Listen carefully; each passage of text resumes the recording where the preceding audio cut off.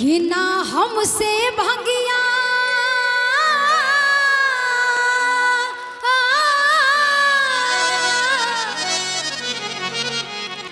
ना हमसे भंगिया पिसाइए गणेश के पापा कि नहीं हर जात बनी दुखाला कोमल हमर कलाइए गणेश के पापा कि नहीं हर जात बनी।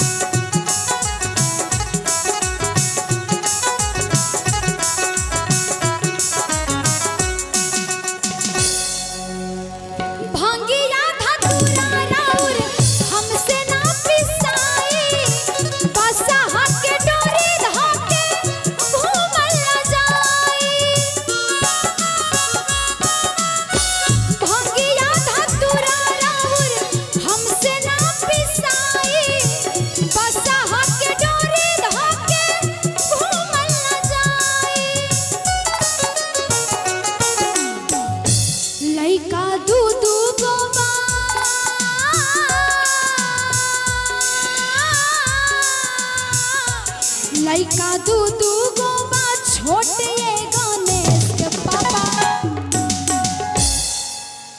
कि लइका दूधू गोबा छोटे गणेश के पापा कि नहीं हर जात बनी दुखाला कोमल हमर कलाइए गणेश के पापा कि नहीं हर जात बनी।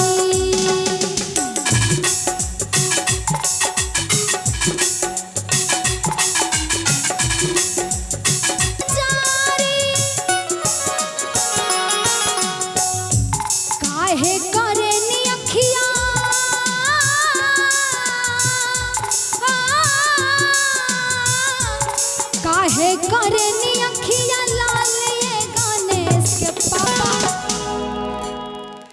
कि काहे करे नी अखिया लाल ये गणेश के पापा कि नहीं हर जात बनी दुखाला कोमल हमर कलाइए गणेश के पापा कि नहीं हर जात बनी।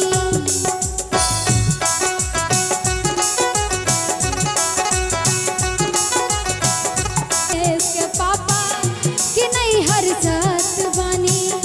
दुखाला कोमल हमर कलाइए गणेश के पापा कि नहीं हर जात बनी ना हमसे भंगिया पिसाइए गणेश के पापा कि नहीं हर जात बनी लाइए गणेश के पापा कि नहीं हर जात बनी। बोले सच्चे दरबार